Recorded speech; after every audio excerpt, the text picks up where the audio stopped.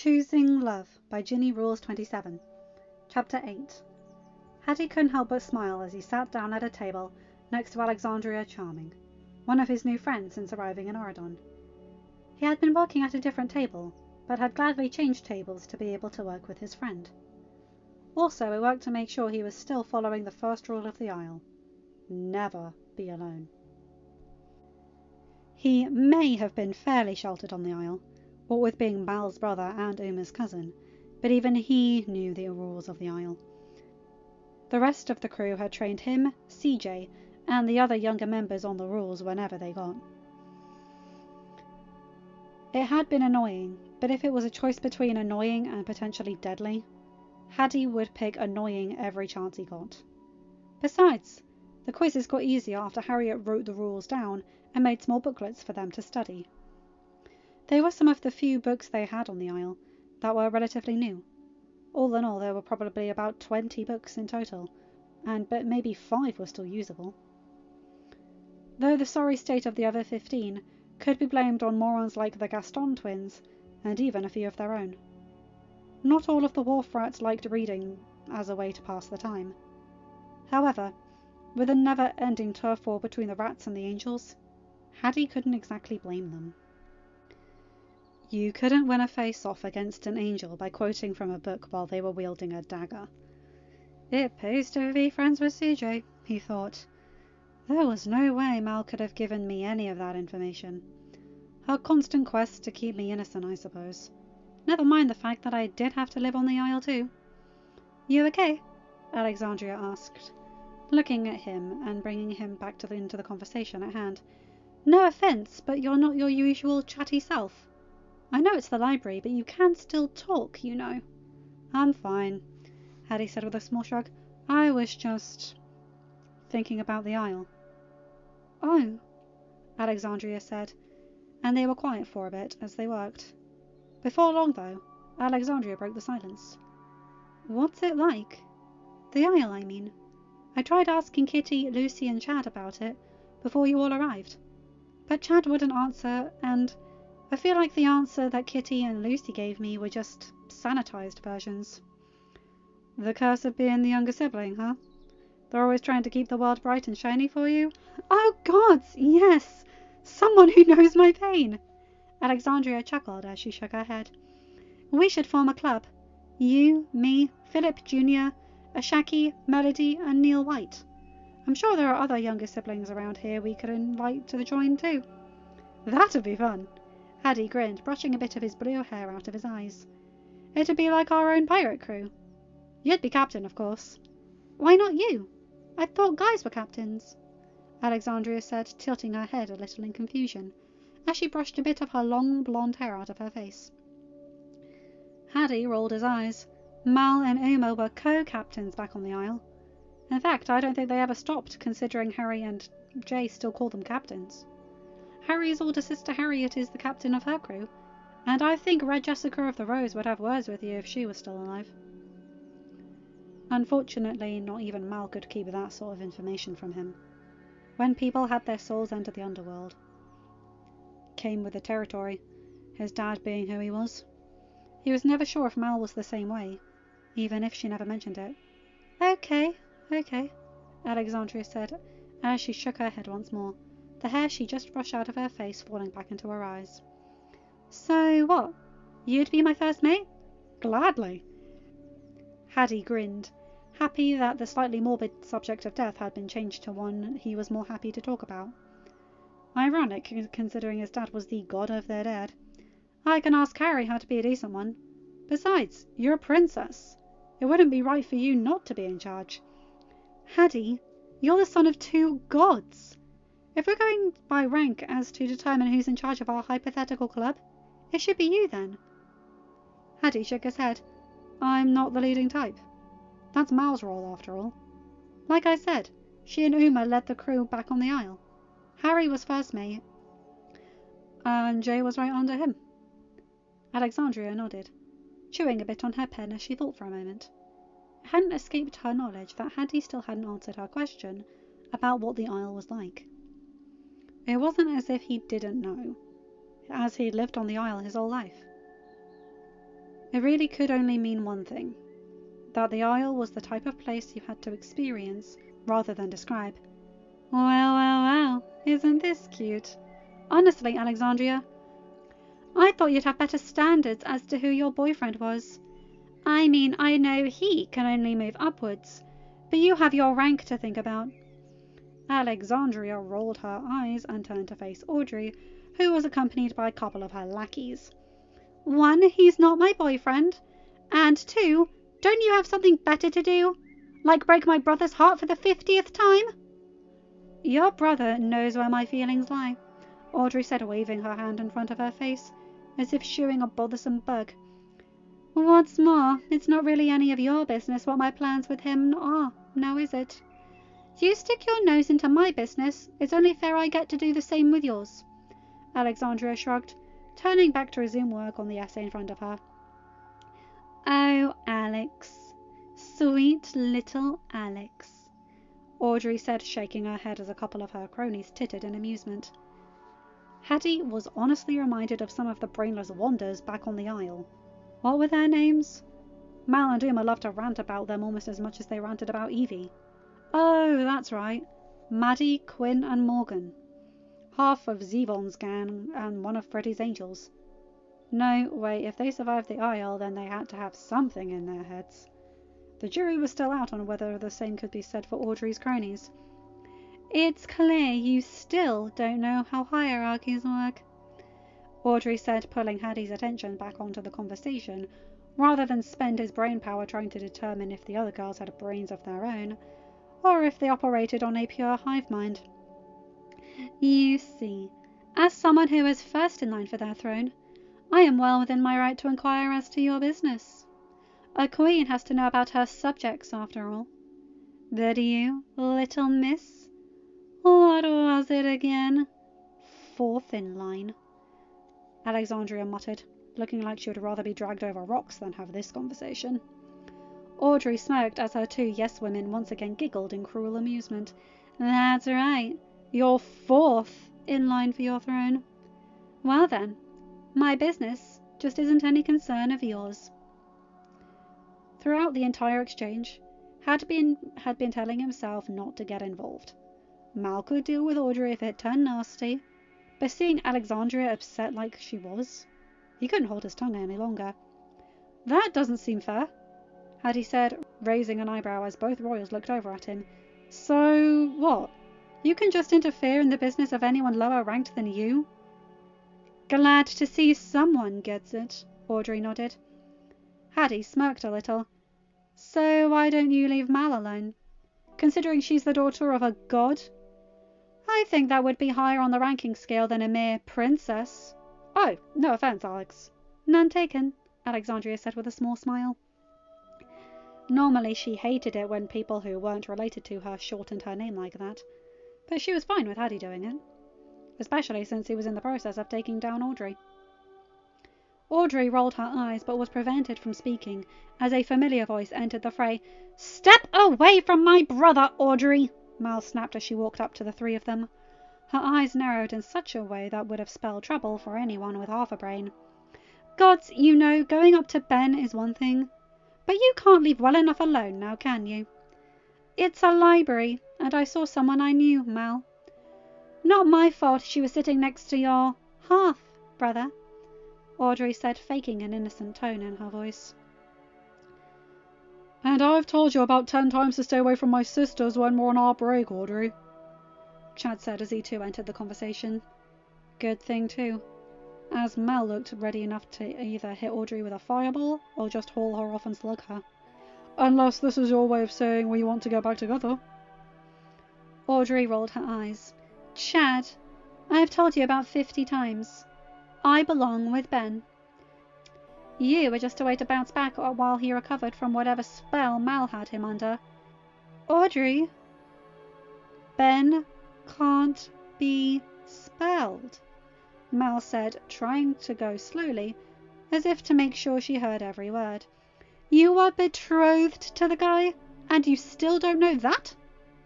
Hell, if you personally didn't know that, it has to be a matter of public record. It's only the christening of the Crown Prince we're talking about. Plus, one of the fairies who your mother considers an aunt was the one who gave him the gift.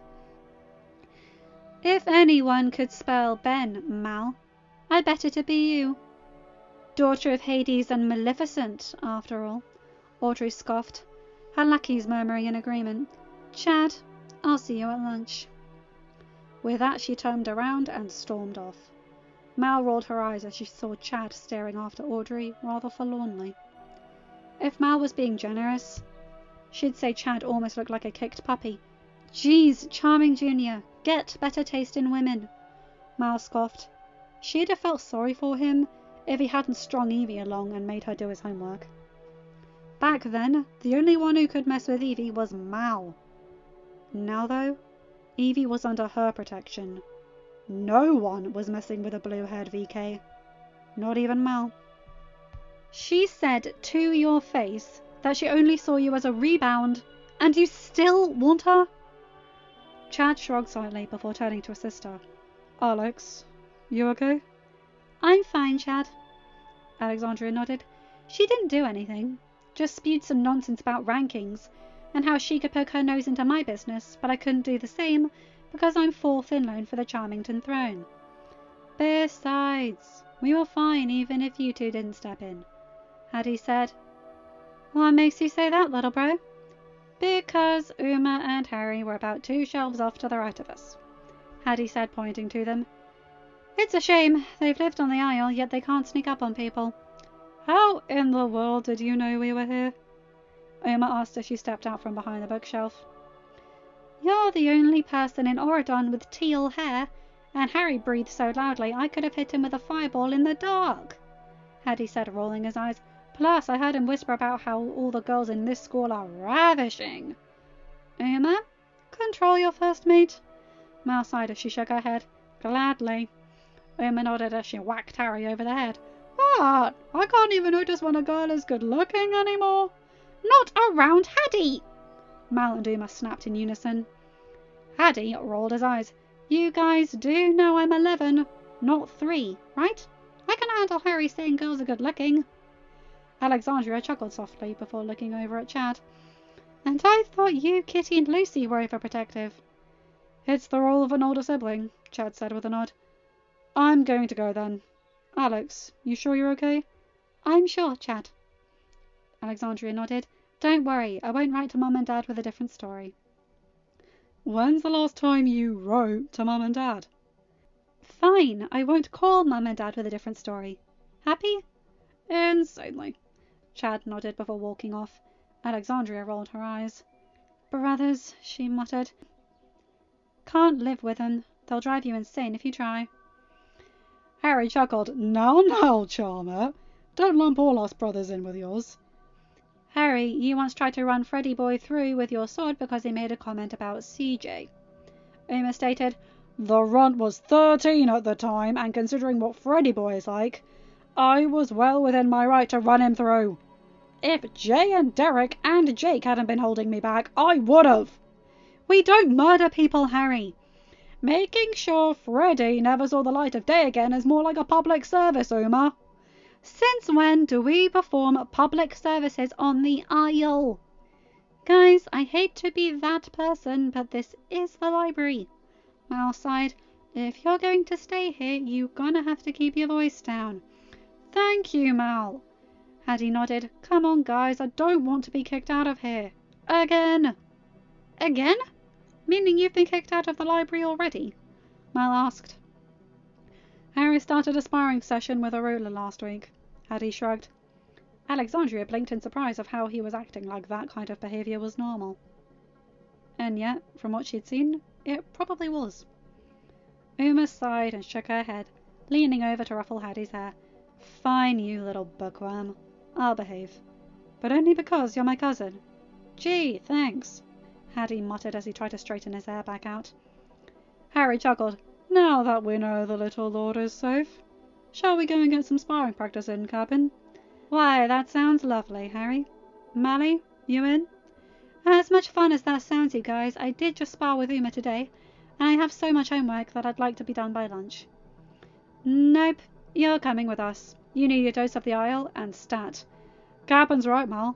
I mean, you're already missing a jacket.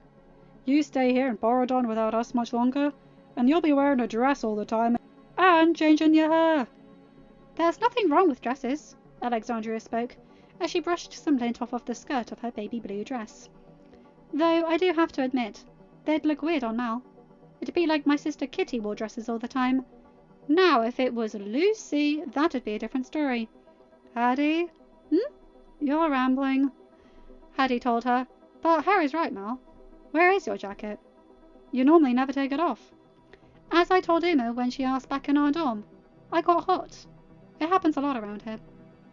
Mal shrugged, tried to ignore the feeling of goosebumps forming on her skin. Even with the heated buildings, the cold from the outside still seeped into her bones. It didn't help that the library was oddly enough one of the coldest buildings in Oridon Prep. Mal didn't know why that was. She didn't know how that was, but she would go to her grave stating that it was the coldest building on campus.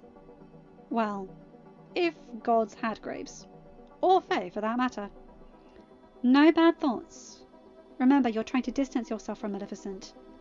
You won't get people to stop making comparisons between you and Maleficent if you keep doing it yourself, Mal thought. Well, I'll let you guys get back to work, Mal said with a nod of her head. Uma, Harry, don't kill each other sparring. Mal, you wound us. Mal rolled her eyes and walked off. Uma watched as her cousin turned the corner, and then as soon as she was satisfied that Mal was out of earshot, turned back to Harry and Hattie. Look, either I'm crazy or Mal's changed, she said. Well, why can't it be both? Hattie asked, and then quickly dodged a whack on the head from his older cousin. You're right though, Uma. Mal loves her jacket. She's always had it on since I can remember. You don't think something's happened to it? Like what? A sleeve ripped or something? Maybe she tore a stitch in it when she threw that dagger at Audrey? Maybe it was getting a bit tight, Alexandria offered, and the other three jumped a smidge, forgetting the youngest Charming was still there. I mean, Mal's still pretty lean, but from what my sisters told me, the original VKs were very lean when they got there. A change in diet? Mal could have just spelled her jacket to be bigger, or asked Mum for a new one, Hattie pointed out. Also, weren't you here when Mal, Jay and the others arrived? Yeah, but Chad and Kitty interacted with them more. It was actually probably the first time I'd interacted with Mal. Ah, but going back to the topic at hand. What's going on with Mal? You could try talking to her. Uma shook her head. Tried that. Speaking of talking, though, Hattie, your mind link, does Mal have you on mute too? I thought it was just me, Hattie thought, sounding a bit relieved. Mind link? The Olympians have an ability where they can communicate mentally to each other, Hattie explained to the confused-looking Alexandria. Since it's not evil, so to speak, the barrier can't stop it. I was able to communicate with Mal using it back when I was on the Isle, and she was here. Same, Uma nodded, but for the past month Mal's had me on mute. I'm tempted to ask Aunt Steph and Uncle Hades if they've been on mute, but that would just worry them. Have you tried talking to the other Olympian children? Alexandria suggested. Like Elle or Macaria. Wouldn't they be able to communicate through this mental link too? Since Elle's Poseidon's great-granddaughter, and Macaria is Zeus's granddaughter? Uma sighed. As much as she really did not want to talk to her cousins on this side of the barrier, there might not be much of a choice.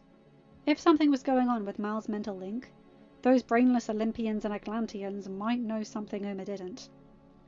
The joys of living in Oridon and having full access to their abilities. Not for the first time in her life did Uma curse the fact that she had been born under the magical barrier. But Uma would swallow her pride and talk to them, if it meant at least one mystery could be solved. If one of the brainless wanders could access Mal's mental link, then that meant her cousin had her on mute. And if that was the case, then Uma would have no choice but to get Aunt Steph involved. Because that meant that something was going on with Mal, something she didn't want Uma to know about. Mally, you better hope Hercules's or Princess Sushi's kids can't access your mental link. Otherwise it's a non-stop call to your mum. So, were you guys going to spar, or just stand over our table in awkward silence? Haddie asked, looking at his cousin and her first mate. Uma shook her head slightly, her cousin's words pulling her out of her thoughts and back into the situation at hand. Ah, right you are, my young lordling. Harry nodded. Haddie shook his head. You've been calling me that since I was 3, Harry. You outrank me. You're a god. I'm a pirate. You're first mate. I'm just crew. And I'm just a fourth-in-line princess who'd like to get this essay done. Alexandria spoke up. Uma chuckled. So sorry to bother you, princess. Haddie, we'll be in the gym if you need us. Actually, it's been a while since you've sparred. Come round after you're done here. I'll see where you're at. Oh joy, getting my ass handed either by Harry or Jay will be the highlight of my day. Haddie rolled his eyes. Hey now, Uma chided. I could always get Gil to spar with you. Humiliating defeat versus an early win? I'll take defeat. I almost beat Jay last time. Uma chuckled and leaned over to ruffle Haddie's hair again. Haddie squawked with discontent. Charmette, Haddie, you two take care now. Bye, Uma, Haddie said, running his hands through his hair as if to straighten it back out. Uma and Harry smirked as they walked out of the library. Where to, Gabbin? Harry asked as they entered the hallway. Gym for sparring? No, Harry, Uma sighed. I need to have a talk with some Olympians. I could ignore Mal changing slightly before because it's Borodon. We're from the Isle. Adapting's in our blood. But Mal's going without her jacket. I can't turn a blind eye to that. Where you go, I go, Uma. Harry nodded, especially with Princess Brat roaming the halls. You just don't want to risk seeing Gil in the gym by yourself, do you? Uma teased as the two of them walked off, in search for her elusive extended relations.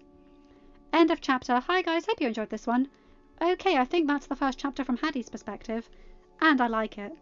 I love that Harry and Uma are still attached at the hip. Even though everyone's saying they're in denial, it is so obvious. I mean, her like whacking him over the head and stuff.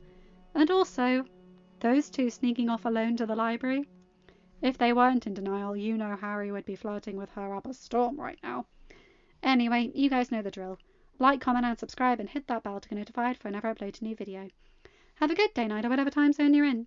Bye my guys, gals and non-binary pals. I'll see you in another video. Take care.